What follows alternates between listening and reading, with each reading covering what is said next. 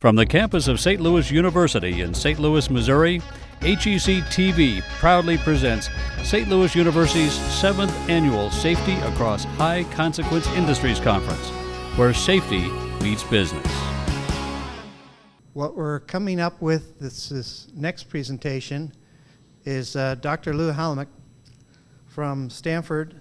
He's a professor in the Department of Pediatrics at Stanford and a graduate of Creighton School of Medicine. And he's also been is an intensivist at the Lucille Packard Children's Hospital at Stanford. He works in the Level 3 Neonatal Intensive Care Unit. He's also the director of the Fellowship Training Program in Neonatal Prenatal Medicine at Stanford. And in 2002, he's coming up on his 10-year anniversary, he founded the Center for Advanced Pediatric and Perinatal Education, which is dedicated to fetal, neonatal, pediatric, and obstetric simulations. He's going to present the results of the fellowship that he won last year to discover and share with us the results of some comparisons of the use of simulation in healthcare and in aerospace. Thank you. Well, thanks, Jim. First of all, I'd like to thank Minosh and everybody at SLU and CASER who was responsible for putting this program together and providing the funds for me to go down to Houston and spend a week at Johnson Space Center. Secondly, I'm breaking one of my major rules here, which is I usually have about half as many slides as I have minutes to talk. I have about, seems like about 1.5 to twice as many slides as I have minutes to talk, so I'm gonna talk really fast. But hopefully that'll keep you awake. I have a little bit of video also, and the video is the reason why I'm standing down here and not up there, because me standing here is actually evidence of my sincere desire that someday Windows will be able to incorporate QuickTime video into PowerPoint. So rather than take a chance on having it all fall apart in the last minute, I'm just gonna stay here and run off my own machine. So to start off, what were the concepts underlying the grant? Well, when I think about simulation and I think about safety culture within healthcare, and I'm glad to see that there are a lot of healthcare folks here at this meeting, and please feel free to chime in and questions and comments afterward. I think in general we tend to focus on our strengths. We show great pride in our work ethic. We all like to say we work really, really hard. We are excellent at creating workarounds to get around the problems that come up all the time in our daily jobs. We congratulate ourselves for overcoming those challenges and somehow making it work despite a system or systems that are geared up against us. However, because of that, we often fail to really get at the root causes of why things aren't working. We get lost in the congratulations, and therefore the near misses and the adverse events, of course, happen one by one, and they happen out of sight of the public. If we think about where we're at right now, I would say that our healthcare, our safety culture is very reactive and superficial. We're getting better at asking some important questions, which are things like what went wrong, why did it go wrong, what can we do better the next time, but really where we need to be is in a much more proactive state and be able to drill down to these root causes. We have to ask ourselves questions like, well, what could go wrong? Rather than wait till something's happened, actually say what could go wrong, how could this be prevented, and then if that happens, what's the next worst thing that could happen so we can help find a way to deal with that if that should occur. And unfortunately, I would say that in my environment, in general, deviance has become the norm because we have so many workarounds. There are so many issues that we come up where our systems and our own personal performance don't allow us to do what we want to do. I've been involved with simulation in healthcare, and in many ways it's way behind the use of simulation in all the industries that have already spoken here today. But when I think about it, where we're at right now, and it's spreading like wildfire, but unfortunately it's not spreading in a very good way. It's typically used for novices, students, residents, those in training.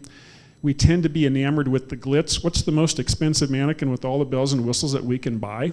What's the biggest place that we can set up with all the brass and the mahogany and the glass that we can house these very expensive mannequins in?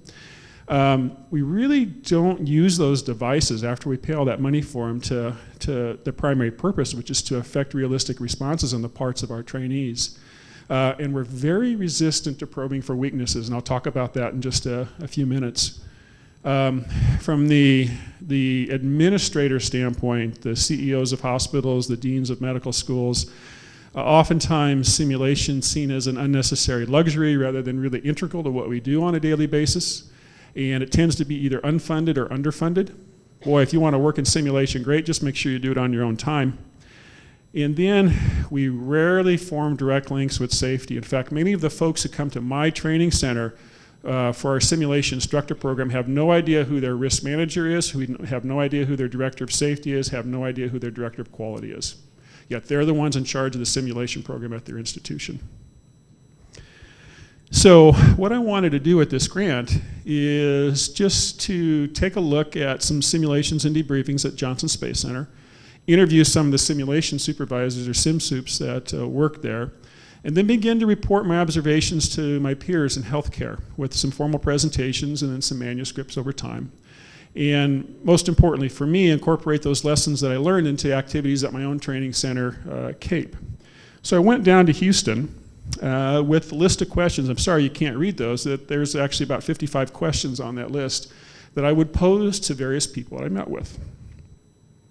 So it comes down to, okay, what did I do? I spent a week there. How did I spend my summer vacation? Well, I want to thank Mike Sterling. I didn't know Mike before I went down there, but through various contacts and after some email correspondence, Mike really set up a great week of learning for me. He currently is in the Training Standards Integration Group in Houston, and he works out of the Spaceflight Training Management Office at JSC. And like I said, all this is really due to, this schedule is due to him. It was really an opportune time to be down in Houston. The shuttle flight 133 had just completed, and I'll get to that at the very end of my talk, how I benefited from that. STS134 was nearing launch, so I got to see the drills that were done right before that crew launched. They were within about 3 or 4 weeks, I think, of their scheduled launch. And then STS135, the last shuttle crew to fly, was right in the midst of all of their training. So, and I was very fortunate in that they allowed me to become truly embedded. I became a member of their team. So I'll just take you really quickly, day 1 through day 5, and then we'll talk about some other things in detail. Day 1, of course, stopped by the main office, was briefed, got my ID badge, and then had a guided tour. Mike led me around the facility, showed me primarily the simulation facilities that were there, let me walk through those. I got to see the shuttle mission simulator, which consists of both a motion base, meaning this is the thing that actually moves around a bit, which is the upper deck, essentially the cockpit of the shuttle, and then the fixed base simulator, which is also on the upper deck, but it's the part that looks out over the back over the payload bay where they can practice moving payloads in and out of the shuttle. And what was really impressive to me was the number of cues that these devices are able to present to the trainees that practice within them. There are a number of visual cues. Of course, the cockpit I know this is old stuff for those of you in aviation. I'm saying this mainly for my colleagues in healthcare, because we have nothing like this right now, quite honestly. You had actual physical devices that looked and functioned just like the real physical devices, and where you did not have physical devices, you had virtual reality displays to make you feel like you were actually doing the things that you should be doing in the shuttle at that time. We had a lot of auditory cues, all the noises that were associated with launch, and you'll hear that in just a few minutes. The alarms, et cetera, were just like they are in the real shuttle. Even tactile cues, all the sticks, the switches, everything felt like it does during real flight. Here's just a still photo of the inside of the cockpit. That's what it looks like the real thing. Now I want you to take a look at this video. This is Dave Petrie. He's a SimSup. He's been at JSC for over 30 years. And he actually put me in the commander's seat and walked me through launch and ascent. And I think what's really important about this is again, thinking in terms of cues. Look at, watch, listen, the cues that are present in this environment as he takes us through it's about a 2-minute clip, and it goes over about the first 10 to 15 minutes of flight.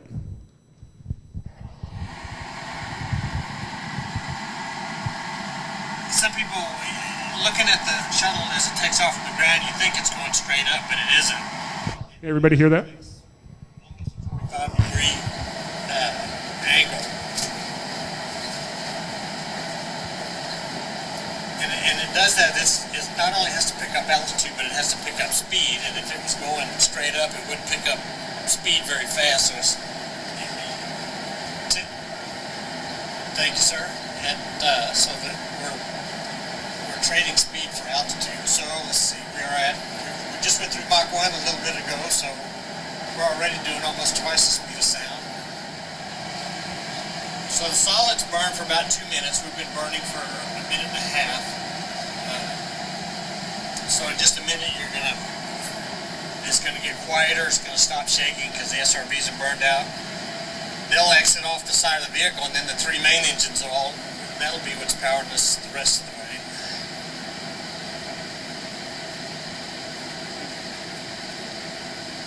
What you're feeling now is the simulator's attempt at showing that you're decelerating because you're losing the SRB thrust. They're burning out.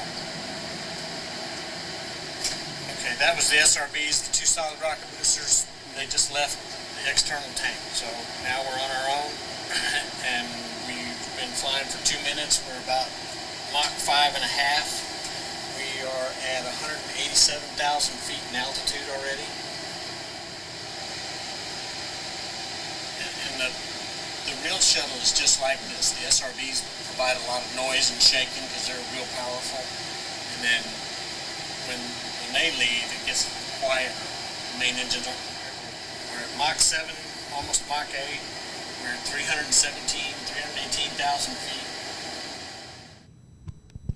And I also have to thank Dave. He really took me under his wing during my time there. That motion base also has some kinesthetic cues. It actually pitches up at 90 degrees and puts you in a vertical position so that at least during ascent, and then it levels off as you go on orbit. It'll pitch down during landing. It'll yaw side to side. It'll vibrate. And it looks like this when it's in its horizontal position. When you're inside of it, you can tell that you're pitching up if you just watch this really closely. And again, pay attention, visual, auditory, tactile, kinesthetic cues, as we're about ready to launch here.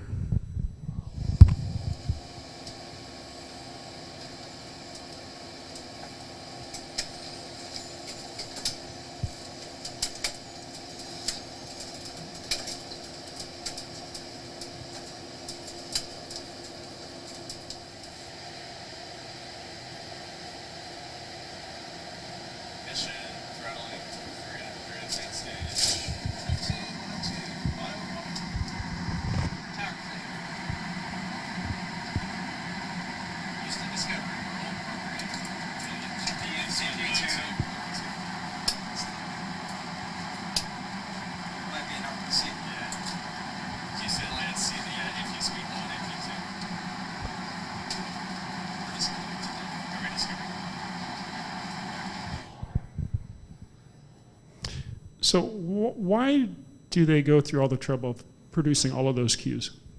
What is it about those that enhances the training?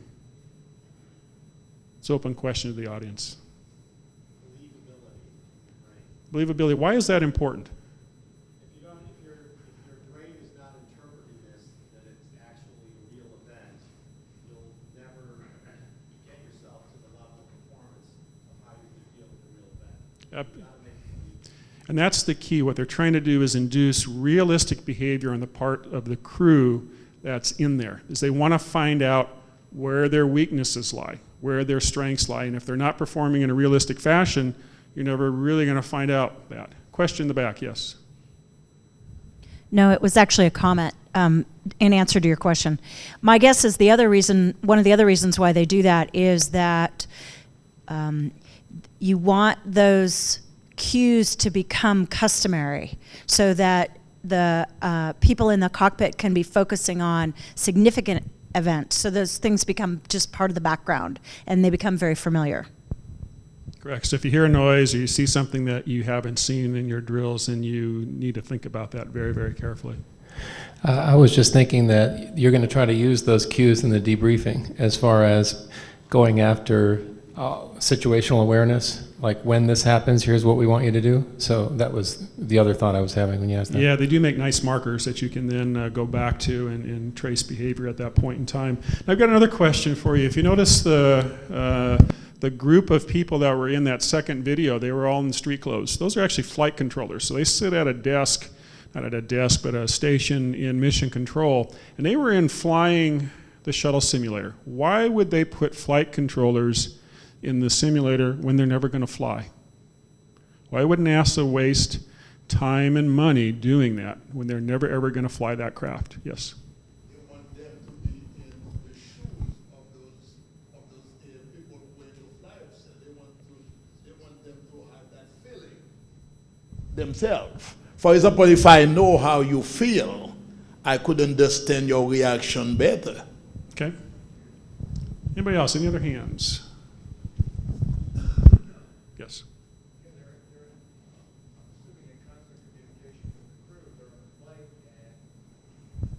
They're in constant communication with the crew during the flight, and so if something out of the ordinary happens, the crew describes something that's happening, they can know immediately whether that's normal or not normal. Yeah. So it's all in an effort to help the guys on the ground, the people in flight, that are the flight controllers, to help to lessen the mental workload on that much smaller group of astronauts who are up in space. That's why they do that. Help them do their job better. Also on day one, went through the space station simulator, which is just a series of rooms, essentially mimicking everything that, all the modules that they have put together on the International Space Station. And then also Mike took me through mission control, and what's interesting is the real mission control is used during simulation. So that large room, which you see in the following slide, and all of its people gets used whenever they're running sims, and they're running sims very frequently. So going quickly to day two, and I already showed you the video from this, I actually rode in the Mission Specialist 3 seat, which is right behind the commander seat, during, along with those 4 flight controllers that you saw, and sat in there for 3 hours and watched those guys work through a whole series of multiple malfunctions. Again, helping them to understand the mental workload that the astronauts are under, and how when they're on the ground, how they can help lessen that mental workload when things go wrong.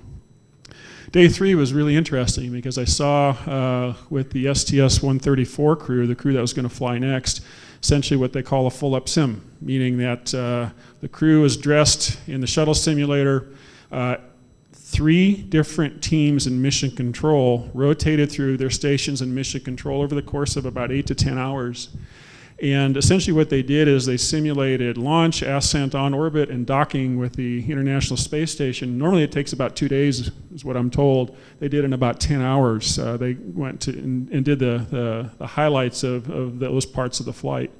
And they ran essentially what were called a bunch of nominal sims, meaning there weren't a lot of malfunctions as compared to what I saw the day before. They were just everything was working on timing, trying to make sure they had their timing down and the coordination between the spacecraft and mission control so they could have a successful launch. This is just a real quick panorama of mission control. This is actually during the sim. Not a whole lot of talk here.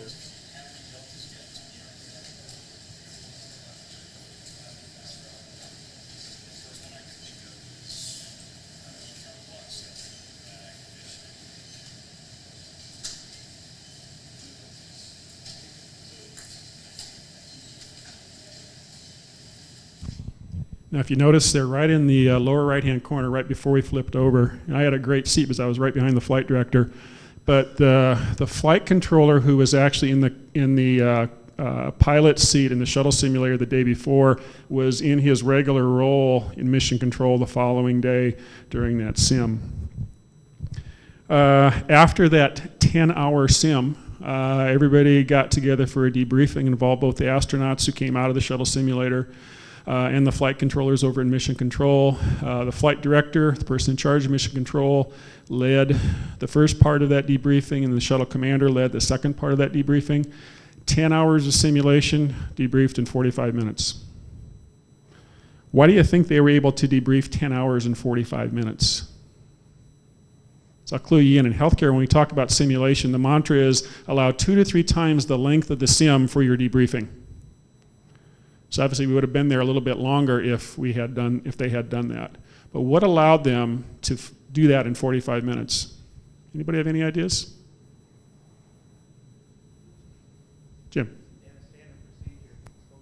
standard procedure was focused on the objective of the simulation? Yeah, and what they really focused on were the things that went wrong. Even though this was a nominal sim, they focused on, they cared about what went right, but that's not what their focus was. They really wanted to get to the problems that occurred. And so what you're going to see here is Commander Chris Ferguson. He is, what I want you to notice here is, again, it's hard to hear everything that's going on, but watch what he does, watch what he refers to when the debriefing lead is turned over to him. Take the team back up to the flight, and Brady will be docking. One other thing I thought about, when you go to station, turn all the lights off. I don't think it's in there anywhere. You may just want to write it in. You turn all, especially the incandescent back panel lighting, that's the real power hogs. And I think I got a note to turn down all the overhead lighting, just at Nico, and turn the fluorescent lights on. But if you can remember to turn that off, Rex, and I should have caught that. Eventually they called us and told us to turn it down. Anything else on here? Talked about YU versus APCU, talked about the water tank. And again, you can't hear things too well because I'm sitting behind him and I've got a very small camera that I'm using. But you notice that what he did is he turned to his own checklist of the things that went wrong. And that's what he focused on through the whole of this debriefing. On day 4, I observed multiple launch abort sims, which are the toughest sims that they run. It's when something goes wrong, when they're going up into orbit, and they've got to get back on the ground quickly before something even worse happens. The sim soups, and I'll show you the sim soups and the control room in just a second here. They program the initial conditions of the scenario, and then they react to whatever the crew does after that. And I was also able later in the day to interview some International Space Station instructors and learned a little bit about the differences in culture between the astronauts and the cosmonauts and how those differences in culture have to be accommodated during training and during work. So just real quickly here, this is some of the launch abort sims. You're going to see the training lead, Joaquin Andaja, who's here at the very front. You're going to see the rest of his team in the background and see a little bit of the crew on closed circuit TV. Voice is forced.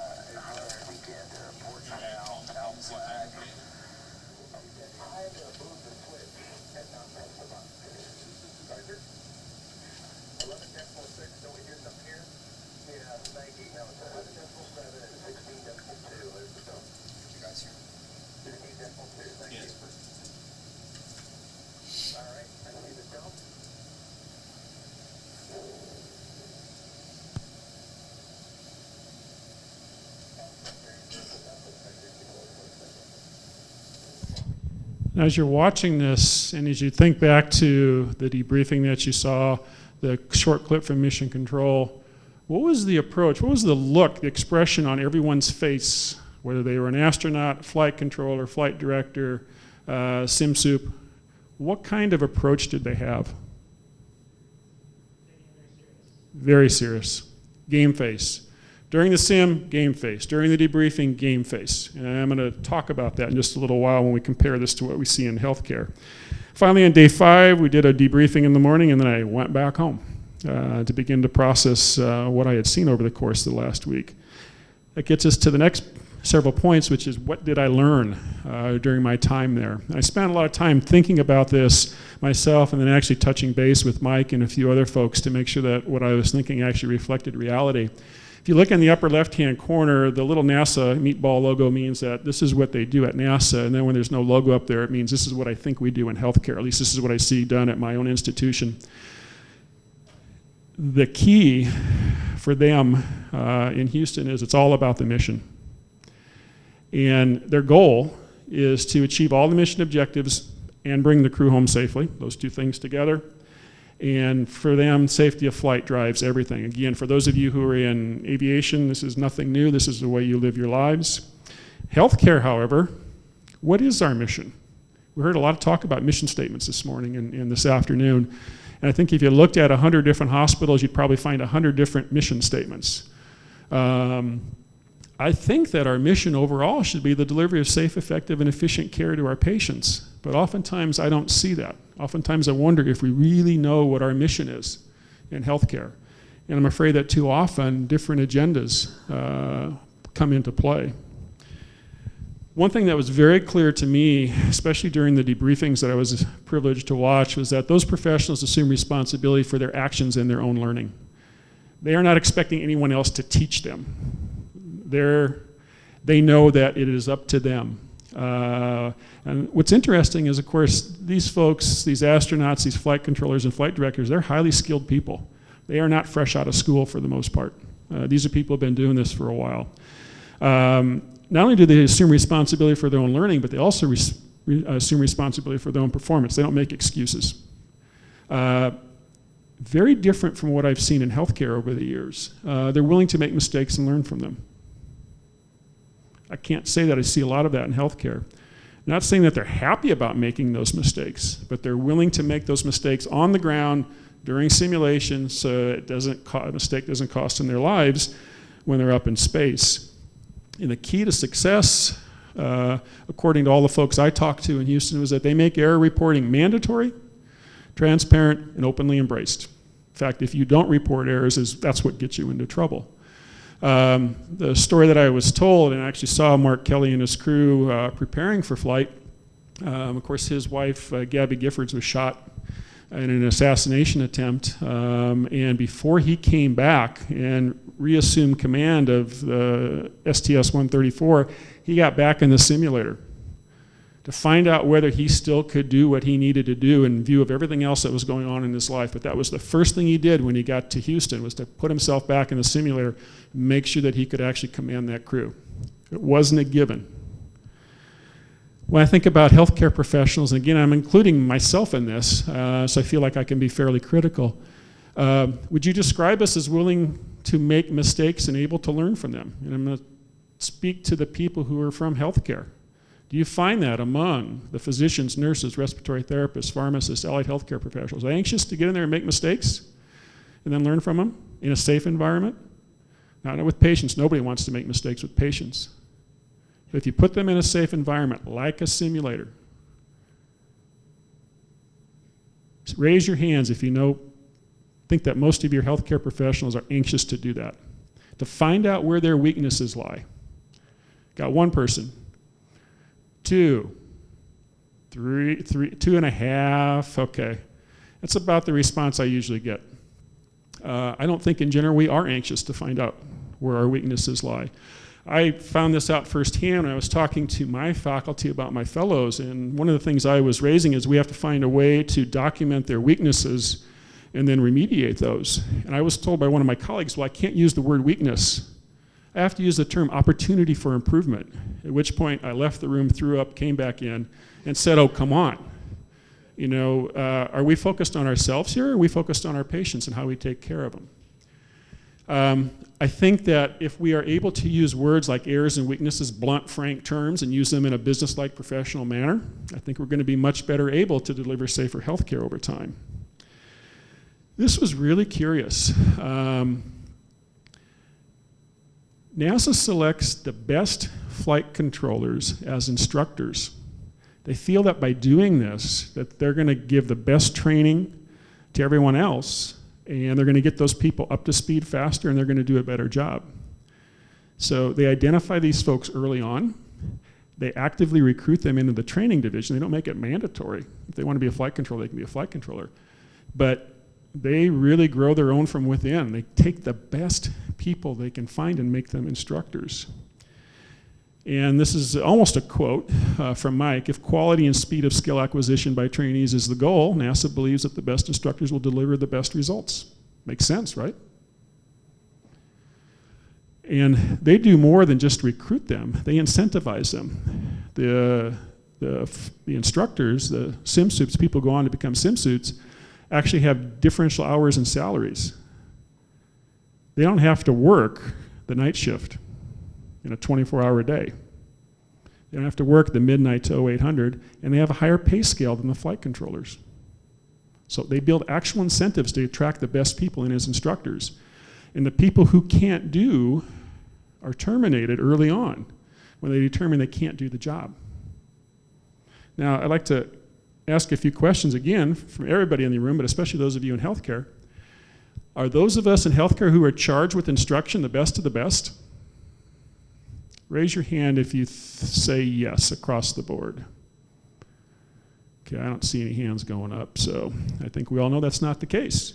And when it comes to having people instruct in healthcare, are we actually incentivizing people to be good instructors? I see a hand go up, I see a coffee cup being raised, see another hand go up. I think at major universities, major medical schools, you certainly are incentivized to get grants and be good investigators. I don't see a whole lot of emphasis on being actually good instructors. So we can see that the approach that's taken by NASA is much different than what we have in healthcare.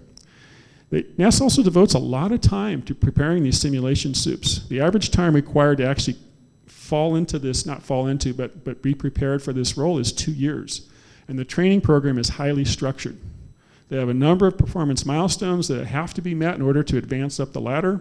Serial evaluations occur almost all the time. And once they get to the SimSoup role, which is near the top of their ladder, they are mentored for at least a year by a senior simulation supervisor. And again, they have some keys to making this system work. Their trainees are evaluated against the standards expected for their intended job. So for example, if I were to apply that for what I do with my neonatology fellows, that means I would take a first-year fellow and apply the standards that are expected of a fellow about ready to end their fellowship after 3 years, and apply that from day one onward. And they are expected to fail early on a 5-point scale, with 5 being the highest score possible. They expect 1s and 2s early on because they're always evaluating against where they need to be at the end of their training. We actually switched the way we evaluate our fellows at Stanford based on this experience, because this makes a lot of sense. I don't think you want to evaluate people, where should they be at 1 month if they've only been doing something for a month? I think you want them to see over time a progression toward doing the thing that they need to do to actually be able to do their intended job. And so when they start seeing people consistently get 3, 4s, and 5s on their evaluation, then they know they're ready to do the job, and they get them in that job. There's no arbitrary time period. As soon as they're scoring high enough, they move into that role. And that actually helps keep their costs down. Now, how do we prepare healthcare instructors to train other people? Do we actually prepare them, or is it something that's just expected of people in healthcare? I gotta tell you, my own experience is that I'm just expected to be able to do this. I'm expected to be able to teach, to be able to train. I've received very little formal education and training in how to teach, how to train. And then how do we evaluate our instructors? Do we evaluate our instructors? Are we just happy there's somebody in that instructor role so that we don't have to do it? Again, not looking for answers, just raising questions. We mentioned this earlier. Reality is replicated during simulation, so the trainees will perform as they do in real life.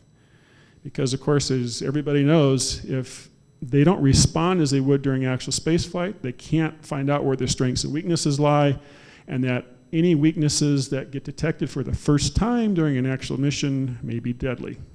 So they don't want to wait until they're doing this in an actual mission. If you look at healthcare simulation, we try to recreate reality for the most part, but why are we doing that? Are we doing that because we want to induce realistic behavior and uncover weaknesses in our colleagues?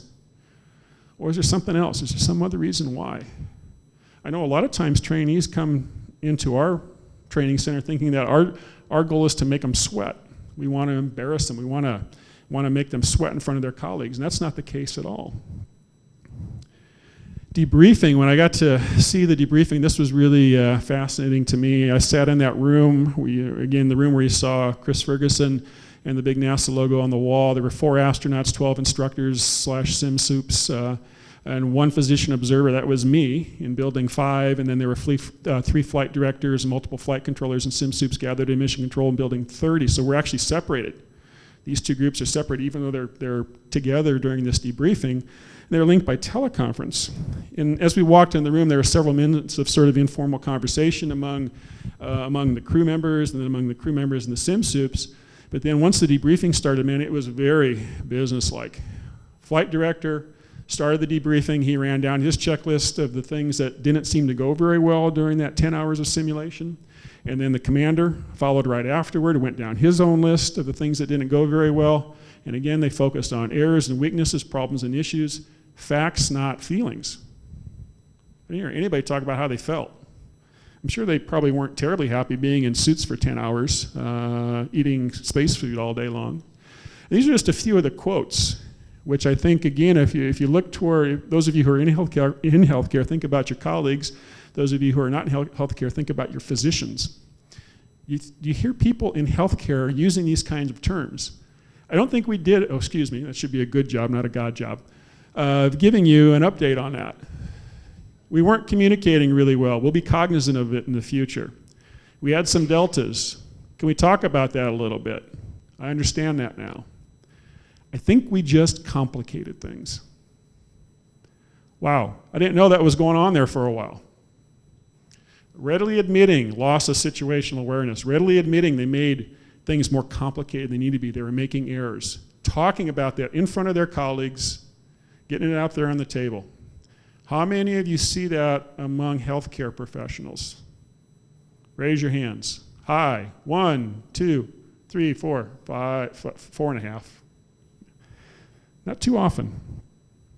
When I think about debriefing in healthcare, and I see debriefing at my own institution, I see it around the country and around the world, what's interesting is that we tend to need a lead debriefer who's not a member of the team that's being debriefed.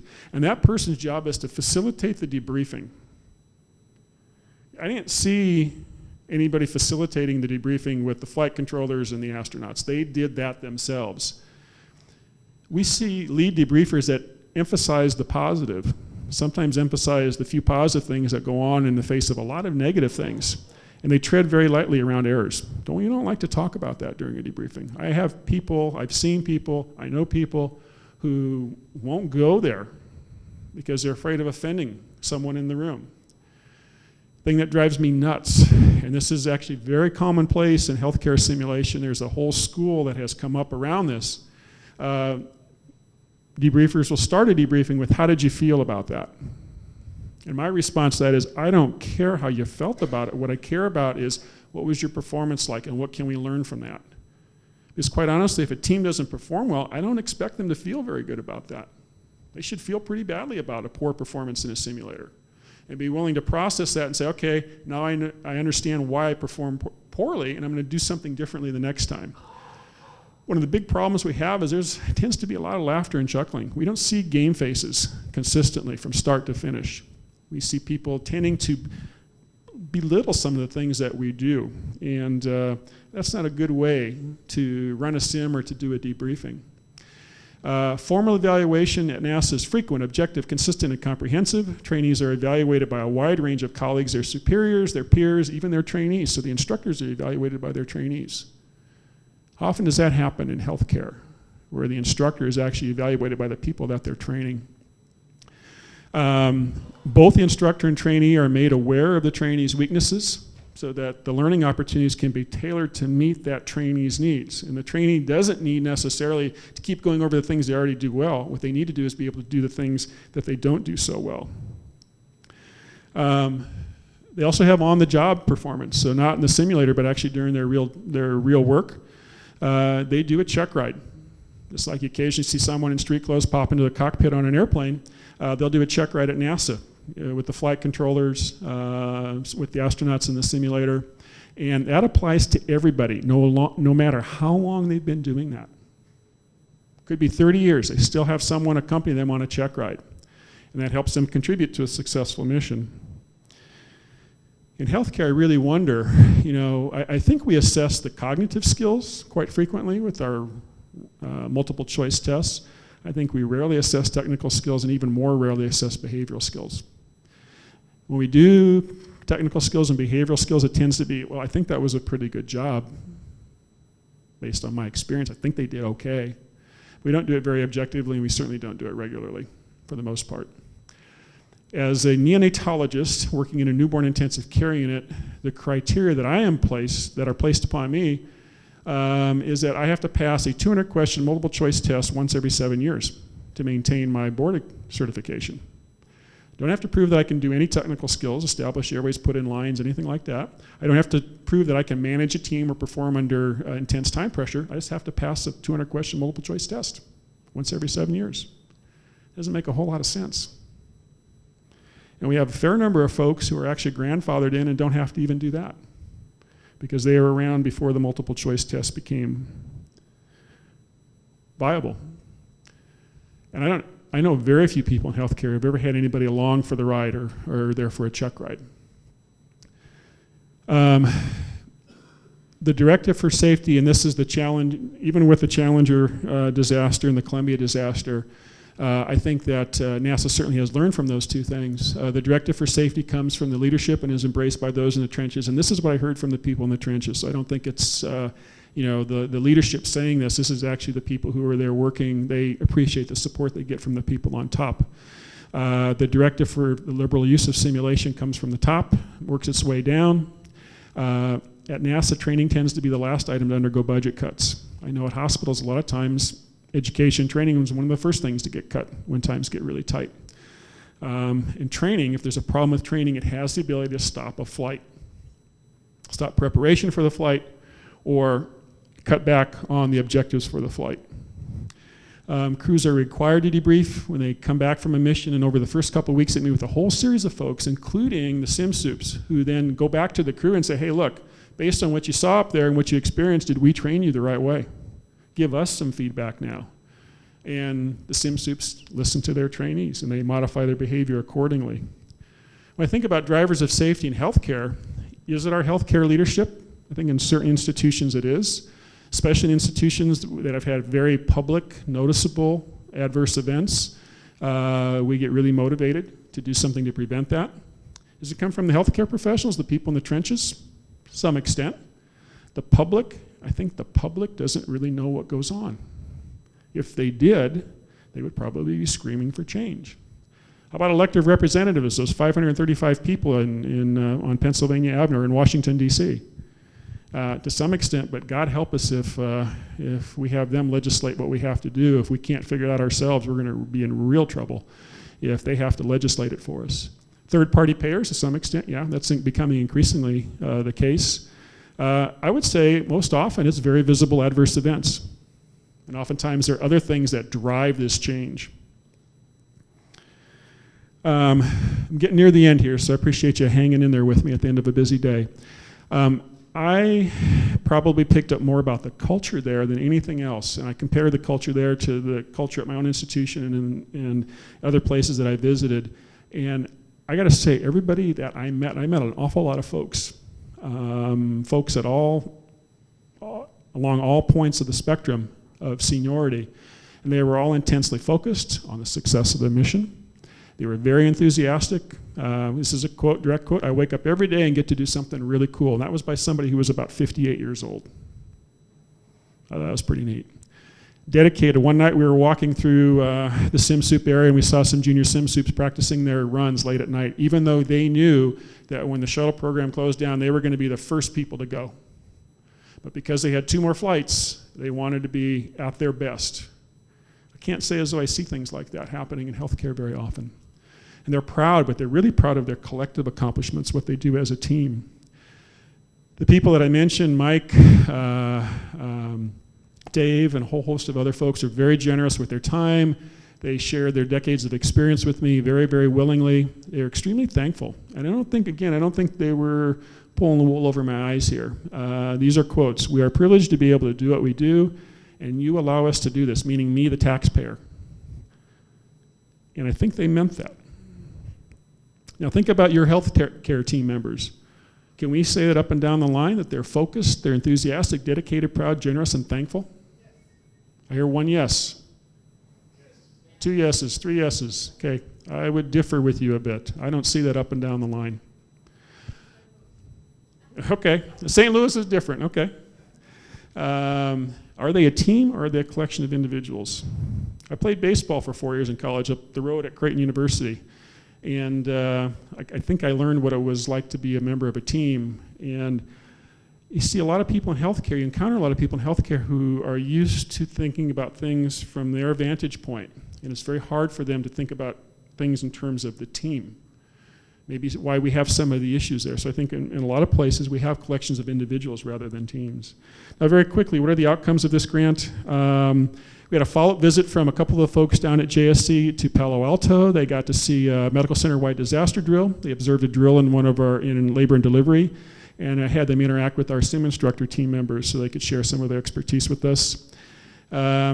This description was presented at the 12th International Meeting on Simulation in Healthcare, where we got some very interesting responses from the audience. By the way, I wasn't the most popular person at the end of the day because of some of the things that I said, because I was really challenging the dogma that's out there in simulation in healthcare. This meeting, of course, we've got a manuscript in preparation for somewhere in the peer-reviewed medical literature. Most exciting for me is it initiated a series of discussions around some type of formal collaboration between NASA and its decades, 50 years of experience with simulation and safety, and people in healthcare who are focused on the same thing.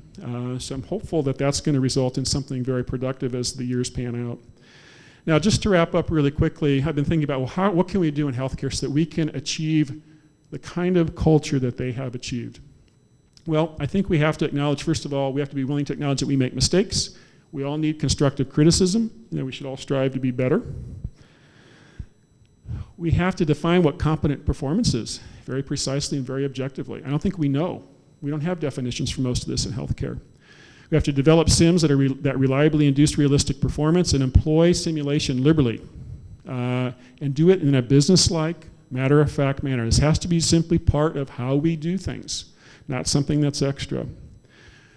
On my next to last day there, in the evening, Mike gave me his ticket to the STS134 crew debriefing. It's a very public debriefing that they hold. It's not really a debriefing, it's more of they're sharing their experiences. And there were probably about 250 to 300 people gathered in a large auditorium where we heard each crew member reflect on their mission. And despite the number of people, I have to say that was one of the most intimate gatherings I've ever been at. To hear these folks talk about not just what it is that they did, but how truly appreciative they were of everybody in that room who helped them do that. And I think in healthcare, we need to start thinking that way. We need to start thinking differently than we do right now.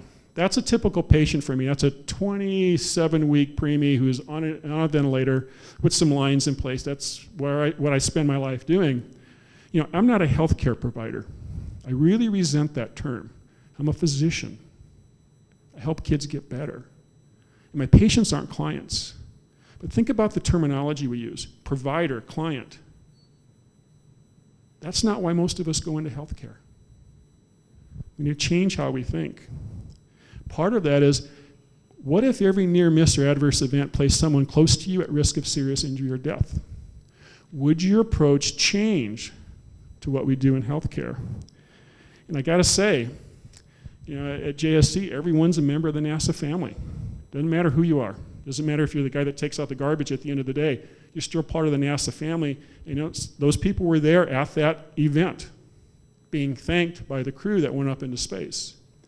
And I think until we start to treat our patients as we would treat our family, I'm not saying lose objectivity, but really think about our patients as family members, not clients, that we're never going to have the right stuff. Thank you for your attention.